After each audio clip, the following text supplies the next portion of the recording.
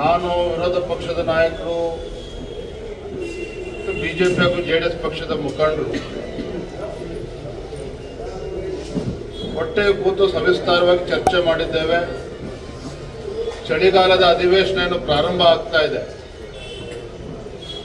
ರಾಜ್ಯದ ಜ್ವಲಂತ ಸಮಸ್ಯೆಗಳ ಬಗ್ಗೆ ಸಮಗ್ರವಾಗಿ ಚರ್ಚೆ ಮಾಡಬೇಕು. ಕಾಂಗ್ರೆಸ್ ಸರ್ಕಾರದ ವೈಫಲ್ಯಗಳನ್ನು ಗಮನ ಸೆಳೆಯಬೇಕು. ವಿಶೇಷವಾಗಿ ಉತ್ತರ ಕರ್ನಾಟಕದ ಸಮಸ್ಯೆಗಳ ಬಗ್ಗೆ, ರೈತರ ಸಮಸ್ಯೆಗಳ ಬಗ್ಗೆ,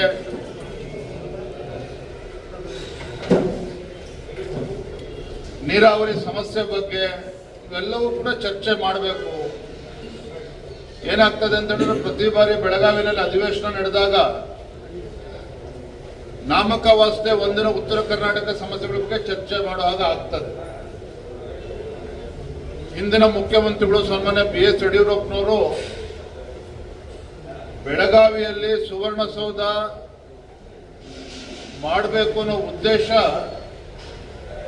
ಅಲ್ಲಿಯ ಸಮಸ್ಯೆಗಳಿಗೆ ಉತ್ತರವನ್ನು ಕಂಡುಕೊಳ್ಬೇಕು ಅಂತೇಳಿ, ಅದರಲ್ಲಿ ಯಾವುದು ಕೂಡ ಆಗ್ತಾ ಇಲ್ಲ. ಹಾಗಾಗಿ ಈ ಅಧಿವೇಶನವನ್ನ ಇನ್ನೂ ಹೆಚ್ಚು ಗಂಭೀರವಾಗಿ ತೆಗೆದುಕೊಂಡು ಅಧಿವೇಶನದ ಆರಂಭದ ದಿನಗಳಲ್ಲೇ ಈ ಎಲ್ಲ ಸಮಸ್ಯೆಗಳ ಬಗ್ಗೆ ಚರ್ಚೆ ಮಾಡಬೇಕು ಅಂತ ನಾವು ತೀರ್ಮಾನ ಮಾಡಿದ್ದೇವೆ. ನಮಗೆಲ್ಲ ತಿಳಿದಿದೆ, ಕಬ್ಬು ಬೆಳೆಗಾರರ ಸಮಸ್ಯೆ ಇನ್ನೂ ಕೂಡ ಇತ್ಯರ್ಥ ಆಗಿಲ್ಲ.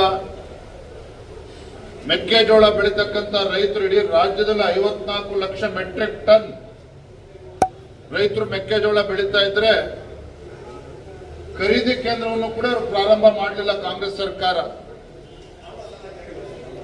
ಸಿದ್ದರಾಮಯ್ಯನವರು ಖರೀದಿ ಕೇಂದ್ರ ಪ್ರಾರಂಭ ಮಾಡ್ತೇವೆ ಅಂತೇಳಿ ಆದೇಶ ಮಾಡಿ ಕೇವಲ 5 ಲಕ್ಷ ಮೆಟ್ರಿಕ್ ಟನ್ ಅನ್ನ ಖರೀದಿ ಮಾಡೋದಕ್ಕೆ ಆದೇಶ ಮಾಡಿದ್ದಾರೆ. 54 ಲಕ್ಷ ಮೆಟ್ರಿಕ್ ಟನ್ ಮೆಕ್ಕೆಜೋಳ ಬೆಳೀತಾ ಇದ್ರೆ ರಾಜ್ಯ ಸರ್ಕಾರ 5 ಲಕ್ಷ ಮೆಟ್ರಿಕ್ ಟನ್ ಅಷ್ಟೇ ಖರೀದಿ ಮಾಡೋದಕ್ಕೆ ಅವಕಾಶ ಮಾಡಿಕೊಟ್ಟಿದ್ದಾರೆ. ಮತ್ತೊಂದು ಕೂಡ ತೊಗರಿ, ಉದ್ದು, ಭತ್ತ ಖರೀದಿ ಕೇಂದ್ರ ಪ್ರಾರಂಭ ಆಗದೇ ಇರುವಂತದ್ದು,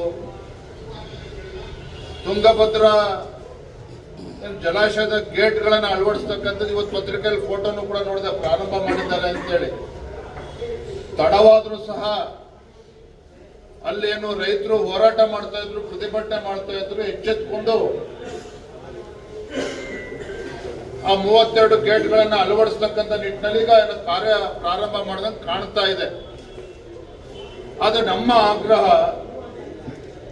ರಾಜ್ಯ ಸರ್ಕಾರದ ಬೇಜವಾಬ್ದಾರಿತನದಿಂದ ಆ ತುಂಗಭದ್ರಾ ಜಲಾಶಯದ ಗೇಟ್ಗಳನ್ನು ಅಳವಡಿಸುವಂತ ವಿಚಾರದಲ್ಲಿ ಏನು ಡಿಲೇ ಆಗಿದೆ. ಇದರ ಪರಿಣಾಮ ಏನಪ್ಪಾ ಅಂತ ಹೇಳಿದ್ರೆ, ಆ ಭಾಗದ ರೈತರು ತಮ್ಮ 2ನೇ ಬೆಳೆಯನ್ನ ಕಳೆದುಕೊಂಡಿದ್ದಾರೆ, ಬೆಳೆಯೋದಕ್ಕೆ ಸಾಧ್ಯ ಇಲ್ಲ. ಹಾಗಾಗಿ ಆ ಭಾಗದ ರೈತರಿಗೆ 25,000 ರೂಪಾಯಿ ಒಂದು ಎಕರೆಗೆ ಪರಿಹಾರವನ್ನು ಕೊಡಬೇಕು ಅನ್ನುವ ಆಗ್ರಹವನ್ನು ನಾವು ಅವತ್ತಿಂದನೂ ಕೂಡ ಮಾಡ್ತಾ ಇದ್ದೇವೆ. ಸೊ ಇವೆಲ್ಲ ವಿಚಾರಗಳನ್ನ ನಾವು ತೆಗೆದುಕೊಂಡು ಬೆಳಗಾವಿನಲ್ಲಿ 8ನೇ ತಾರೀಕು ಅಧಿವೇಶನ ಪ್ರಾರಂಭ ಆಗ್ತದೆ. 9ನೇ ತಾರೀಕು ಸುಮಾರು ಒಂದು 15-20 ಸಾವಿರ ರೈತರು ಎಲ್ಲರನ್ನೂ ಕೂಡ ಒಗ್ಗೂಡಿಸ್ಕೊಂಡು ಸುವರ್ಣಸೌಧ ಮುತ್ತಿಗೆಯನ್ನು ಹಾಕಬೇಕು ಅಂತೇಳಿ ಆಗಲೇ ಭಾರತೀಯ ಜನತಾ ಪಾರ್ಟಿ ತೀರ್ಮಾನ ಮಾಡಿದ್ದೇವೆ. 9ನೇ ತಾರೀಕು ಮಂಗಳವಾರ ಬಹಳ ದೊಡ್ಡ ಸಂಖ್ಯೆಯಲ್ಲಿ ರೈತರು ಬರ್ತಾರೆ, ಪ್ರತಿಭಟನೆ ಮಾಡ್ತೇವೆ.